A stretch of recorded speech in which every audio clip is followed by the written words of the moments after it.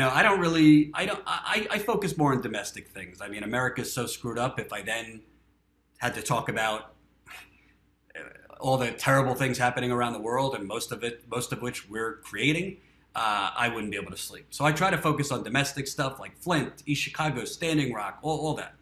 But I put on Morning Joe this morning because I like to punish myself. And as a public service, I watch the corporate media so you don't have to. That's how I view it. I watch it so you don't have to. So before I play the Morning Joe clip, obviously President Trump, he's talked about freezing $200 million that was going to go for additional money to give to Syria so that we could take out Assad and, support the rebels. And he's talking about, I want to take troops out. If I actually thought it was anything more than talk and he was actually going to do it, I'd applaud the man. I think he's reprehensible, but I give him credit if he's going to do the right thing. But I had tweeted at the time when he announced this, this is not going to happen. It's not going to happen. So at first he said, we're going to freeze $200 million that was coming from the State Department to go over to Syria to prevent ISIS from retaking some of the towns that the United States has supposedly helped rid ISIS of in Syria. So before I play the insanity that I heard on Morning Joe today, I would like to play something from Congresswoman Tulsi Gabbard last year. This was on the the congressional floor, and this is what Tulsi Gabbard. The American people have felt directly the cost of our nation's interventionist wars, a cost borne by our nation's sons and daughters who've served, and by communities and people in every part of this country. We've spent trillions of dollars on regime change wars in the Middle East, while communities like mine in Hawaii face a severe lack of affordable housing, aging infrastructure, the need to invest in education, health care, and so much more. Our limited resources should go toward rebuilding our communities here at home, not fueling more counterproductive regime change wars abroad. I've introduced the Stop Arming Terrorists Act, legislation that would stop our government from using taxpayer dollars to directly or indirectly support groups who are allied with and supporting terrorist groups like ISIS and Al-Qaeda in their war to overthrow the Syrian government. The fact that our resources are being used to strengthen the very terrorist groups we should be focused on defeating should alarm every American. I urge my colleagues to support this bipartisan legislation and stop this madness. I yield back. Madness. Madness, she said. And she made a point, which is pretty much the point that you never hear in the corporate media, that we keep talking about arming the rebels, arming the righteous rebels to get brutal, brutal terrorist groups out, to get brutal, brutal dictators out. And by the way, we're arming those rebels and we're, interjecting in all these friggin' wars to the tune, do you remember this? 5.6 trillion we've spent on the wars in the Middle East and Asia. $5.6 trillion. $5.6 trillion. Do you know how many fast food workers could actually live for $5.6 trillion? Basically, we've spent $5.6 trillion since 2001 on the wars in Afghanistan, Iraq, Syria, and Pakistan, according to a new study. That figure, according to the Wall Street Journal, is more than triple the Pentagon's narrow estimate of $1.5 trillion, which was released by the State Department. The bottom line is this. We are spending our kids' futures. We are spending our seniors' present. We are spending all our education money. We are spending all our infrastructure money. We are spending all our child care money. We are spending education, public safety, research and development,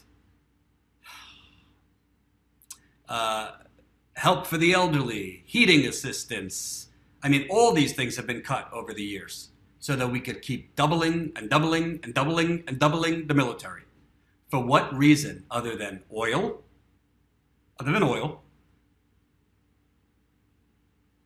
And making sure that we keep business-friendly and United States business-friendly leaders in charge in places like Syria. Because that's what's going on. And that's what's happened throughout the last 60 years. The U.S. sends rebels in, or insurgents in, who are supposedly better than the brutal dictators we're trying to get rid of.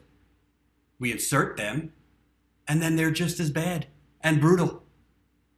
It's insane. It's insane. So I'm going to play you a clip from the alternative reality that is Morning Joe. If you could stomach it. If you could stomach it for a few minutes. Because I was literally like trying to go back to bed listening to this, and I couldn't. I had to literally get up and write myself an email to remember what was being said. Because it's so insane. It's so insane. But watch Morning Joe. Watch this insanity from Morning Joe this morning. And that is whether America was going to beat a speedy retreat out of Syria and allow ISIS to once again gain a foothold in that territory. There still are remnants of the opposition scattered about the region. They certainly could regain power and cause problems once again. Yesterday, it seems calmer heads prevailed in the White House and over at the Pentagon. Talk about the fact that the president, for now, seems to not be doing what he accused Barack Obama of doing, and that is announcing dates of withdrawal and also abandoning a region to let ISIS take it over. So, in our corporate media, which, by the way, NBC, MSNBC used to be owned by General Electric, which helped build nuclear war weapons. So, General Electric, which owned NBC and MSNBC for many, many years, helped build military aircrafts, helped build nuclear weapons. No conflict of interest there, right? When our media is owned by the very people perpetuating war. So Joe Scarborough, who, I can't stand. Joe Scarborough says, calmer heads have prevailed. Calmer heads have prevailed, which I guess means like the neocons pulled Trump back. The neocons pulled Trump back for a hot minute because Trump like had a rare good thought to like stop spending hundreds of millions of dollars, trillions of dollars really, but hundreds of millions of dollars in Syria, which I don't know why we're even in Syria. As Kyle Kalinske, host of Secular Talk, pointed out, it's actually been the Syrian army, the Syrian Free Army, and other groups that have been getting ISIS out. The U.S. Army has had very little to do with it. We have advisors there. Advisors there. But this is the mentality. Well, the calmer heads, aka the neocons, and the people profiting off of endless war, the calmer heads have prevailed here. So we're going to stay in Syria indefinitely. Those are the calmer heads. Just like Brian Williams, when we bombed Syria, was saying on air, oh, look at the beauty of this image. So when Brian Williams isn't lying about his reporting, he's commenting on how beautiful the airstrikes are. The United States airstrikes are in Syria. If you could stomach it, tell me in the chat, can you stomach any more of this Morning Joe? Because I don't want to make people sick. I'm not here to make you sick. I'm here to educate, inform, maybe entertain you. Can you stomach it if I play you a little bit more Morning Joe? Because I think this is informative and educational. Yeah, the operative words there are for now. President obviously wants to take all U.S. troops out. What he essentially declared yesterday was we're going to stay in Syria, not as part of a Syria strategy. We've given up on influencing the future trajectory of Syria. We're going to leave that to Russia, Iran, and the Syrian government. Instead, we are going to keep troops there for a limited time, reluctantly, to deal with ISIS as a counterterrorism strategy. The problem is... Oh, no, he didn't. Oh, no, he didn't. Oh, no, he didn't, girl. We're going to keep troops in for a limited time. We're going to keep troops in for a limited time. Where else have I heard that? Where else have I heard that we're going to keep troops in for a limited time? Was anybody paying attention during the Iraq War? When Bush's, Cheney and Tenet and Rumsfeld said, oh, they'll greet us as liberators. We'll be in and out in a month, 2 months tops. This is beyond delusional. The United States doesn't go places for like, we don't bomb places and, send our advisors and our army and just stay a little while. Just stay for a little while. Well, we don't want to stay long term. We just want to come in, take a stroll, kill some innocent people, and then we'll go home, right? If any of you believe what this neocon idiot is saying, I got a bridge to sell you right behind me. I continue. That the president still thinks the day will one day arrive when we can safely take those troops out. But there will always be remnants of these terrorist groups, and there will always be the conditions in which they can once again gain power. So either we can't leave until one of two things happen. One is all that changes and these individuals and groups disappear. That's not going to happen, Joe. The other is when we have local partners that are willing and able to take them on. And the only local partner willing to do that is the Syrian Kurds. And we have got to stand with them. And I think it's an open-ended commitment, low-level, open-ended, and the president had better level with the American people about that. But because these are not traditional wars. There's not going to be the battleship Missouri where ISIS somehow surrenders to the United States and we can bring the troops out. Well, and Richard, I can't listen anymore. I can't listen anymore. I can't listen anymore. Oh, God. When does it end, folks? When does it end? So, let me just make a minor point. And I want to say as a full disclaimer, I'm not defending ISIS. So don't let any of the crazy people who like to fearmonger say I'm defending ISIS. I'm not defending ISIS. There's no excuse for terrorism under any circumstances. If you come and kill my family, I don't have the right to then go kill your family. I could understand why you would want to, but one awful decision, what did they say? One awful wrong or two wrongs don't make a right. So there is no defense for terrorism. But this kind of talk and mentality by Richard Haas and Joe Scarborough and all these people in their fancy suits in New York City making millions of dollars, they've never fought in a war, most of these people. When you permanently occupy countries that don't belong to you, when you keep killing hundreds of thousands of innocent civilians around the world, it creates and breeds more terrorism. You know what bin Laden, what radicalized him? Russia and then the United States occupying Afghanistan. Again, it does not justify who bin Laden became, the heinous things he did, the amounts of people he slaughtered. There is no justification, period. But terrorism doesn't just happen because they're psychopaths. Terrorism happens because we are giving them a reason to exercise their psychopathy. Ooh, that sounded smart. Yeah, they're psychopaths. But we're permanently invading their countries. You know what? I'm sorry. I'm very sorry.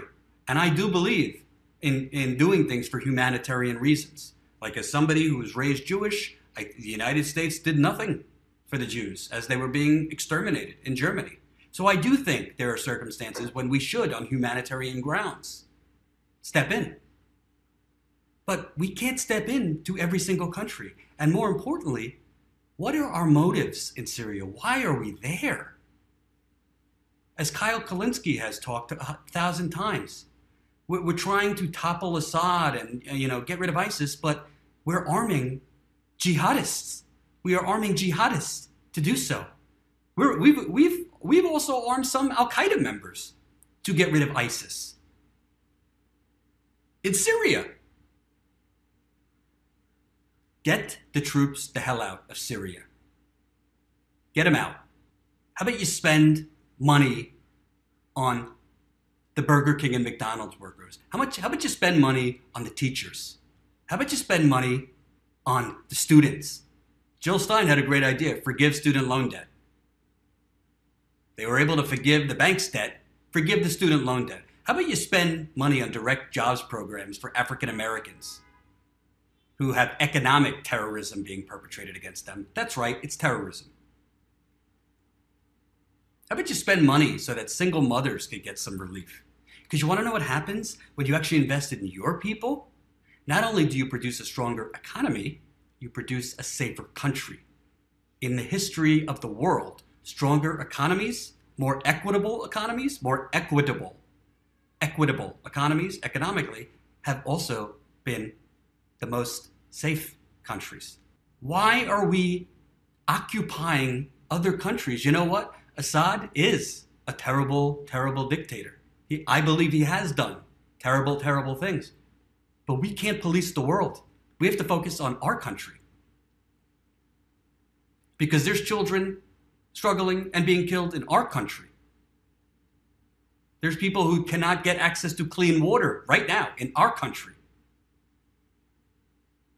There's teachers striking in Oklahoma and Kentucky and West Virginia and New Jersey because they literally, on a full-time job, sometimes 2 to 3 jobs, cannot feed their children.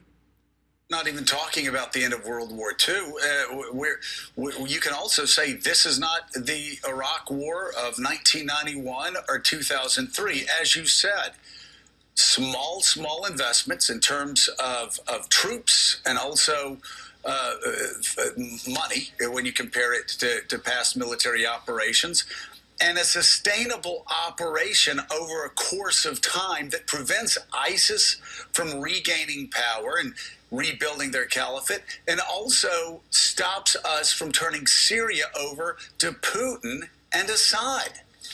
To be clear, this is sort of not what the president initially wanted. I mean, he is looking for the immediate hasty withdrawal ahead of the plans that were laid out previously. He sort of got talked back from the ledge a little bit by his national security advisors, saying that, look, that we need to have at least some sort of presence in Syria for a time, reminiscent of the Afghanistan debate from last summer, where he had suggested that he didn't understand the point of while we were still there and had to be explained by Tillerson and McMaster and Mattis and others why we needed to have at least some sort of presence. It comes back to, again, him feeling that this is something that he got elected on, that he's going back to what worked. The tariffs are the same way, and that's an illuminating piece of footage we watched earlier of Kudlow sort of strolling down the White House driveway, being surrounded, not strategic, not organized, this impromptu gaggle where he was like surrounded by reporters, and you could see that he was sort of uncomfortable with answering some of these questions, that there is a divide in the White House about whether these tariffs are smart. Mnuchin and Ross on one side. Oh God! Wow, if the CEO of ExxonMobil, did you just hear him say calmer heads? The CEO of ExxonMobil, who was the Secretary of State, I still can't get over the fact that the CEO of ExxonMobil became our Secretary of State. So at least it's no longer hidden that this country is run by oil. So the calmer heads included the CEO of ExxonMobil, telling him to stay in Syria. Let me tell you something. If Syria falls to Assad and Russia, okay. Because you want to know something? The people in Flint don't give a damn about Assad or Putin. Neither do the Native Americans at Standing Rock. Neither do the pipeline protesters all around this country. I don't want to speak for everyone, but the people that I cover, the people that I care about, a lot of the people in this chat room, is what happens in Syria your concern? And I'm not trying to be selfish. We could care about multiple things. We could care about what happens to people across the world and care about ourselves. But when our government deserts its own people for endless voyaging around the world in a misguided notion of spreading democracy, and it's just this old, terrible record that keeps on spinning. One terrible dictator that we want to get rid of because they won't let us take their oil. That's what happens.